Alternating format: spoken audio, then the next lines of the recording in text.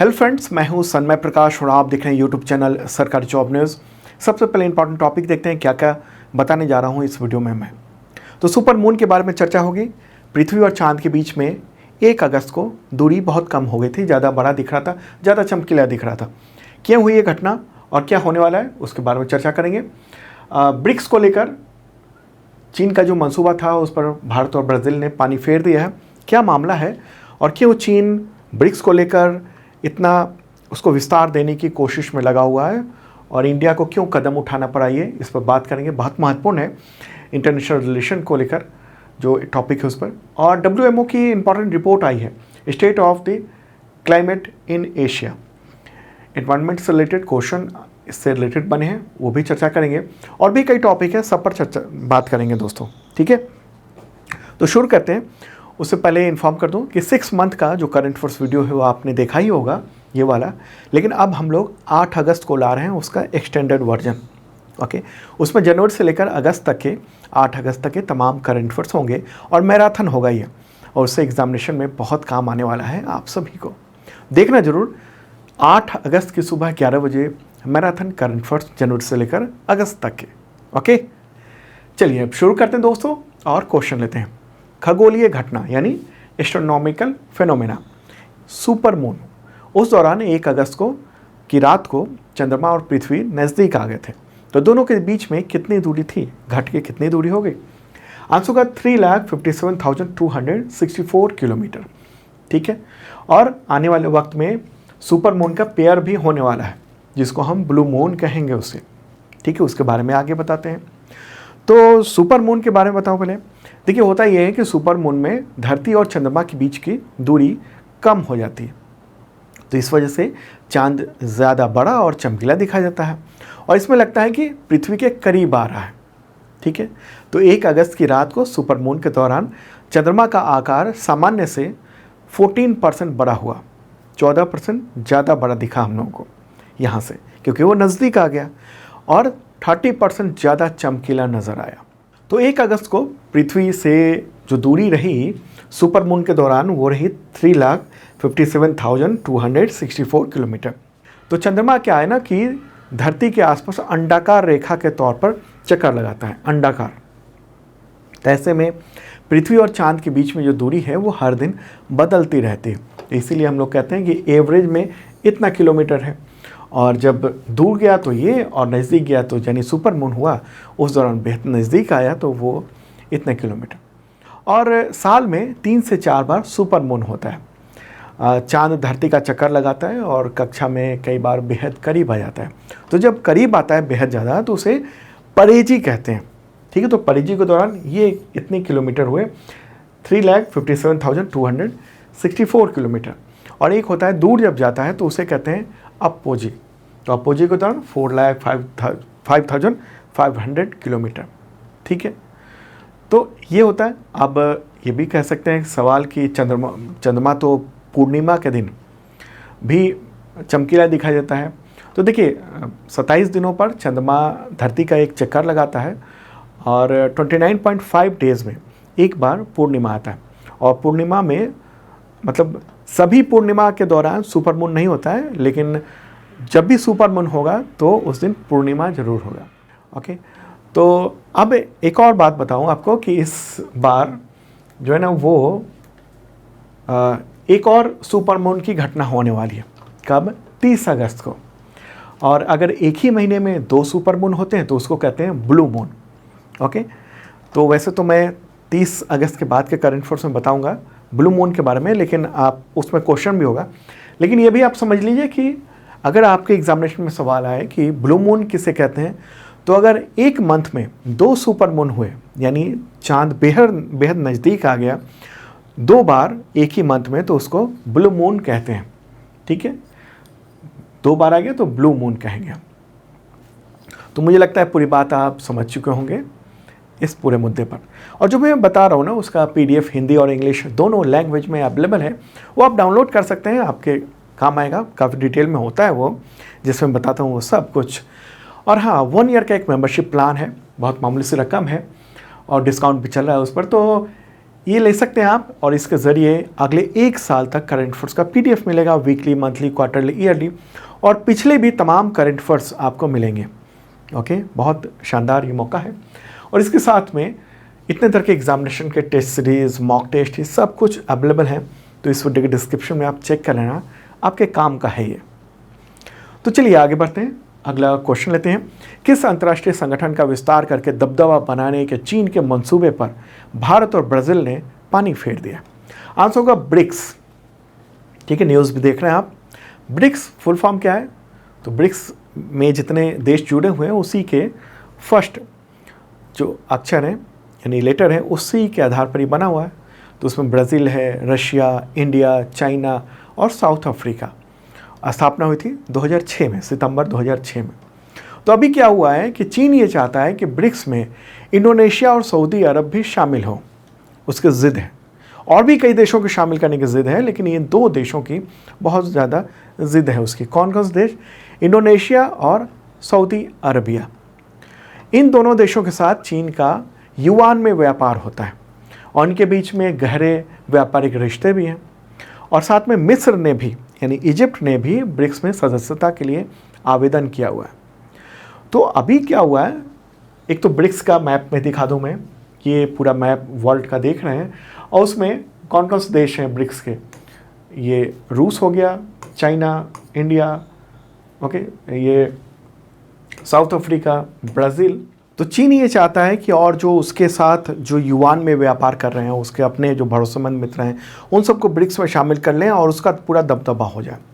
ठीक है, वैसे तो साउथ अफ्रीका ये भी अन्य सदस्य देशों को शामिल, नए सदस्यों को शामिल करने और जोड़ने पर सहमत है, लेकिन वो ब्रिक्स का विस्तार क्या विरोध करेगा या चीन के साथ खड़ा होगा, ये कहना थोड़ा मुश्किल है। लेकिन ब्रिक्स में चीन अपना दबदबा बढ़ाना चाहता है। ठीक है, अब भारत और ब्राज़ील यहाँ है, उन दोनों ने फ़िलहाल रोकने की कोशिश की है कि नए सदस्य को शामिल न किया जाए।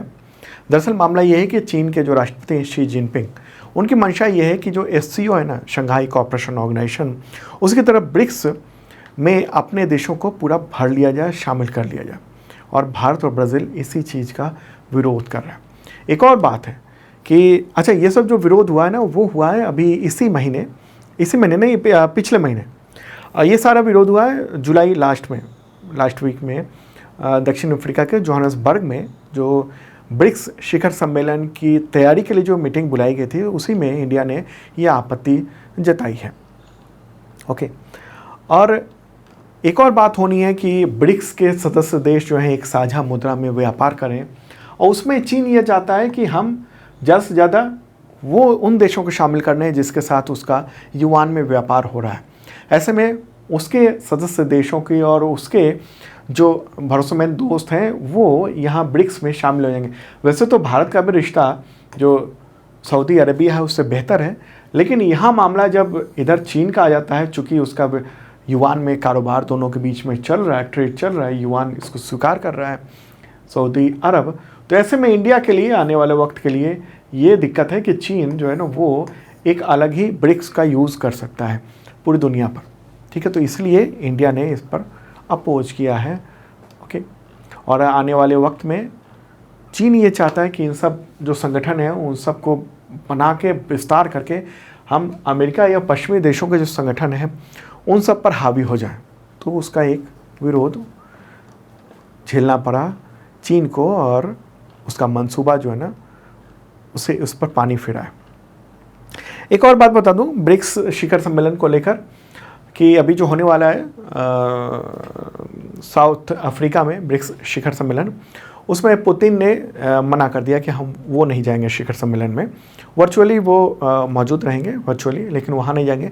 एक और मामला ये है कि जो अंतर्राष्ट्रीय अपराध न्यायालय है ना, उसकी ओर से अरेस्ट वारंट निकला हुआ है, और उस अदालत का जो सदस्य है वो साउथ अफ्रीका भी है। तो ऐसे में साउथ अफ्रीका पर यह दबाव है कि वो जो उस न्यायालय के द्वारा जो घोषित है गिरफ्तारी वारंट जारी है उसको गिरफ्तार करे। तो गिरफ्तारी का भी अंदेशा है, हालांकि इसने कहा है कि ऐसा कुछ नहीं किया जाएगा, लेकिन फिर भी तमाम विवाद से बचते हुए पुतिन ने ये फैसला किया है कि वो इस बार के समिट में, शिखर सम्मेलन में वो नहीं जाएंगे। ठीक है दोस्तों, अब आगे बढ़ते हैं। और हाँ, पसंद आ रहा हो लाइक बटन जरूर दबा देना, और जिन लोगों ने सब्सक्राइब नहीं किया है उनसे अपील है ज़रूर कर लें सब्सक्राइब, और बेल आइकन दबाएंगे तो नोटिफिकेशन आपको मिल पाएगा। अगला क्वेश्चन लेते हैं। विश्व मौसम विज्ञान संगठन यानी WMO, उसकी एक रिपोर्ट आई है state of the climate in Asia 2022। उसके अनुसार आंधी तूफान और वज्रपात यानी बिजली गिरने से 2022 में भारत में कितने लोगों की मौत हुई? तो आंसर होगा 1200 लोग। ठीक है, 1200 लोगों की मौत हुई है थंडर स्टॉर्म्स और लाइटनिंग की घटनाओं की वजह से। तो ये रिपोर्ट आई है और इम्पॉर्टेंट रिपोर्ट है। इस पर हम अगला क्वेश्चन लेते हैं, फिर और डिटेल में बात करेंगे। तो क्वेश्चन होगा, विश्व मौसम विज्ञान संगठन की report state of the climate in Asia 2022 के अनुसार बाढ़ से 2022 में भारत में कितने लोगों की मौत हुई है? तो आंसर होगा 2000। ठीक है, कितने? 2000 लोगों की बाढ़ से मौत हुई है। और इससे पहले वाला जो क्वेश्चन था वो बिजली गिरने और आंधी तूफान से कितने लोगों की मौत हुई थी? तो 1200 लोगों की मौत हुई थी। तो इस तरीके से 3 अगर घटनाओं को जोड़ लें, बाढ़, बिजली गिरने और आंधी तूफान से, तो 3200 के करीब के लोगों की मौत हुई है भारत में। ये रिपोर्ट है। इस रिपोर्ट का कहना है कि एशिया जो है ना वो दुनिया का सबसे आपदा संवेदनशील क्षेत्र है। ओके, कुछ पॉइंट्स मैंने यहाँ पर लिख दिए हैं। 2022 के दौरान एशिया में 81 यानी 81 मौसम, जलवायु और पानी संबंधित आपदाओं के कारण 5 करोड़ से ज़्यादा लोग सीधे तौर पर प्रभावित हुए हैं एशिया में। और एशिया में आपदा घटनाओं की संख्या हालांकि 2021 से कम है, लेकिन 2022 में जो घटनाएं हुई इतने बड़े पैमाने पर हुई जिससे क्षति ज़्यादा हुई है। उदाहरण के तौर पर 2022 में प्राकृतिक आपदाओं के कारण पूरे एशिया में 5879 कहा गया, हाँ यहाँ 5879 लोगों की मौत हुई थी पूरे एशिया में, और 2021 की तुलना में ये 55% ज़्यादा था। ठीक है, पूरे एशिया में तकरीबन 3 लाख करोड़ रुपए का आर्थिक नुकसान हुआ था। 5 करोड़ से ज़्यादा लोग प्रभावित हुए थे। और रिपोर्ट के अनुसार एशिया में इस दौरान आपदाओं से जितनी भी मौतें हुई हैं उसका 90% के लिए बाढ़ जिम्मेदार है। यानी क्लाइमेट जो है ना वो जो बदल रहा है वो बड़ा असर डाल रहा है। अगर बात करेंगे भारत में असर पर, तो भारत में मूसलाधार बारिश जो असामान्य रूप से हम लोग को देखने को मिल रहा है कि अचानक ढेर सारी बारिश एक ही जगह पर हो जा रही है, उससे बाढ़ आ रहा है। तो विशेष रूप से भारत और बांग्लादेश के जो पूर्वोत्तर के क्षेत्र हैं वहाँ पर बहुत बुरा प्रभाव डाला है बाढ़ ने। बाढ़ के चलते 2000 से ज़्यादा लोगों की मौत हुई है, जबकि 13 लाख लोग इससे प्रभावित हुए। और ख़ासतौर पर मई से सितंबर 2022 के दौरान भारी बारिश के चलते भूस्खलन, बाढ़ की घटनाएं हुई हैं। और भारत में बाढ़ के चलते 34,528 करोड़ रुपए से ज़्यादा का नुकसान हुआ है। और बिहार में तो एक घटना हुई बिजली गिरने से 34 लोगों से ज़्यादा की मौत हो गई थी। इसके बारे में एक जिक्र है बिहार की घटना के बारे में। तो ये एक इम्पॉर्टेंट रिपोर्ट है state of the climate in Asia 2022। उसी के आधार पर ये मैंने तमाम चीज़ें बताई। आगे चुनौतियाँ भी हैं। एशिया आर्कटिक तक जो फैला हुआ जो भूभाग है एशिया का आर्कटिक तक, तो उससे वैश्विक औसत से ज़्यादा ये तेज़ी से गर्म हो रहा है। और जो ग्लेशियर्स पिघल रहे हैं उधर आर्कटिक में जो ग्लेशियर और जो बर्फ़ पिघल रहे हैं उसकी वजह से भविष्य में और ज़्यादा सामाजिक और आर्थिक दिक्कत हो सकती है। तो लब्बो लुबाब मूल रूप से यही सब रहा। आगे बढ़ते हैं। अगला क्वेश्चन, लोकमान्य तिलक राष्ट्रीय पुरस्कार से वर्ष 2023 में किसे सम्मानित किया गया? आंसर होगा नरेंद्र मोदी, प्रधानमंत्री नरेंद्र मोदी को। पुणे में समारोह आयोजित किया गया, महाराष्ट्र पुणे में, और उस दौरान प्राइम मिनिस्टर नरेंद्र मोदी को ये सम्मान दिया गया है। और ये सम्मान पाने वाले वो 41वें व्यक्ति हैं। इससे पहले कई लोगों को अवार्ड दिया जा चुका है। और ये लोकमान्य तिलक राष्ट्रीय पुरस्कार है और इसकी शुरुआत हुई थी 1883 में तिलक स्मारक मंदिर ट्रस्ट के द्वारा। और ये अवार्ड दिया जाता है असाधारण नेतृत्व और नागरिकों के प्रति देशभक्ति की भावना को बढ़ाने और उसके लिए प्रयास करने के लिए। और हर साल ये 1 अगस्त को यानी लोकमान्य तिलक की जो पुण्यतिथि है, तो 1 अगस्त को ये प्रदान किया जाता है। ठीक है, लोकमान्य तिलक उनके बारे में जानते होंगे। 20वीं सदी की शुरुआत में वो भारत के स्वतंत्रता संग्राम के जो प्रमुख व्यक्ति थे उनमें से वो एक थे। कई सारे लोगों को अवार्ड दिया जा चुका है। पूर्व राष्ट्रपति शंकर दयाल शर्मा, प्रणब मुखर्जी, पूर्व प्रधानमंत्री अटल बिहारी वाजपेयी, इंदिरा गांधी, मनमोहन सिंह और भी कई लोगों को। अगला क्वेश्चन लेते हैं, विश्व फेफड़े का कैंसर दिवस कब मनाया जाता है? World lung cancer day answer का 1 अगस्त को। ठीक है, फेफड़े का कैंसर, उससे संबंधित जो चुनौतियाँ हैं, खतरे हैं, उसके बारे में जागरूकता पैदा करने के लिए हर साल मनाया जाता है। और ये जो फेफड़े का कैंसर है वो तमाम कैंसरों में सबसे घातक में से एक माना जाता है। ओके, फेफड़े का कैंसर तब शुरू होता है जब फेफड़े की कोशिकाएं असामान्य रूप से बढ़ने लगती हैं। राष्ट्रीय कैंसर संस्थान है, उसके अनुसार अधिकांश जो कैंसर के मरीज हैं उनकी मौत के लिए फेफड़े और ब्रोंकस कैंसर जिम्मेदार है। और 2022 में यानी पिछले साल फेफड़े के कैंसर के 1,03,000 मामले होने का अनुमान लगाया गया है। ठीक है, फेफड़े के कैंसर कैसे रोका जा सकता है? धूम्रपान छोड़ना होगा, स्मोकिंग छोड़ना होगा, सेकेंड हैंड स्मोकिंग छोड़ना होगा, मतलब कहीं स्मोकिंग हो रही है और वो आप इनहेल कर रहे हैं, वो भी छोड़ना होगा। स्वस्थ आहार बनाए रखें, नियमित रूप से एक्सरसाइज हो, जहरीले रसायन के संपर्क में आने से बचें, ये सब कुछ उपाय हैं।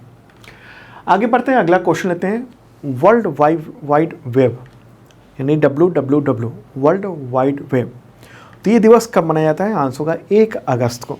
ठीक है, ये दिवस जो है ना, वो लोगों को वेब उपयोग करने की जो स्वतंत्रता है, ब्राउजिंग करने की जो क्षमता है, उसके सम्मान में मनाया जाता है। और ये दिन इंटरनेट के जो संस्थापक माने जाते हैं टिम बर्नर्स ली। कौन? Tim Berners Lee. तो उनके सम्मान और आधार जताने के लिए ये दिवस मनाया जाता है। टिम बर्नर्स ली ने 1989 में जिनेवा, स्विट्ज़रलैंड में CERN उसकी सुविधा के साथ जो है ना वर्ल्ड वाइड वेब को बनाया था, और आज हम उसका शानदार उपयोग कर रहे हैं। अगला क्वेश्चन लेते हैं, विश्व स्तनपान सप्ताह कब मनाया जाता है? आंसर होगा 1 से 7 अगस्त को। और इस बार की जो थीम क्या है? थीम है let's make breast feeding and work. क्या है? Let's making breast feeding and work. ये अगस्त महीने के पहले सप्ताह में मनाया जाता है। इसमें शिशुओं के लिए मतलब स्तनपान की जो महत्वता है, जागरूकता है, उन सब के संदेश देने के लिए 1992 से ये सप्ताह मनाया जा रहा है। अगला क्वेश्चन, सुप्रीम कोर्ट ने ईडी यानी इन्फोर्समेंट डायरेक्टरेट, उसके निदेशक संजय मिश्रा का कार्यकाल कब तक के लिए बढ़ा दिया है? आंसर का 15 सितंबर तक। ठीक है, दरअसल हुआ ये था कि इससे पहले सुप्रीम कोर्ट ने संजय मिश्रा के कार्यकाल बढ़ाने को जो सरकार ने बढ़ाया था उसको अवैध करार दिया था और कहा था कि 31 जुलाई जो है ना वो आखिरी कार्य दिवस होगा। इसके बाद केंद्र सरकार फिर से गई सुप्रीम कोर्ट और कहा कि कार्यकाल बढ़ा दिया जाए, और कहा कि FATF की ओर से भारत की जो समीक्षा होने वाली है उसको लेकर। तो फिर सुप्रीम कोर्ट ने कहा कि ईडी के निदेशक के तौर पर जो मिश्रा हैं, संजय मिश्रा, उनका कार्यकाल उसको बढ़ाया जाता है, और कब तक के लिए? 15 सितंबर तक के लिए बढ़ाया जाता है, लेकिन उसके बाद फिर से नहीं बढ़ाया जाएगा। हिंदी में कहेंगे प्रवर्तन निदेशालय, ईडी को, इन्फोर्समेंट डायरेक्टरेट, स्थापना हुई थी 1 मई 1956 को। अगला क्वेश्चन, पक्षी का लोगो था ट्विटर का, तो उसको बदलकर अब नया लोगो क्या बनाया गया है? क्या कहेंगे उसे? आंसर का X। ठीक है, इंपॉर्टेंट क्वेश्चन है ये, X। देखिए, पिछले साल एलन मस्क ने ट्विटर को $44 बिलियन में ख़रीदा था, और उसके बाद ये बड़ा बदलाव किया गया। मतलब कि जो ये ट्विटर की निशानी थी, ये लोगो था, बदल कर अब इसको कर दिया गया और ये ख़त्म हुआ।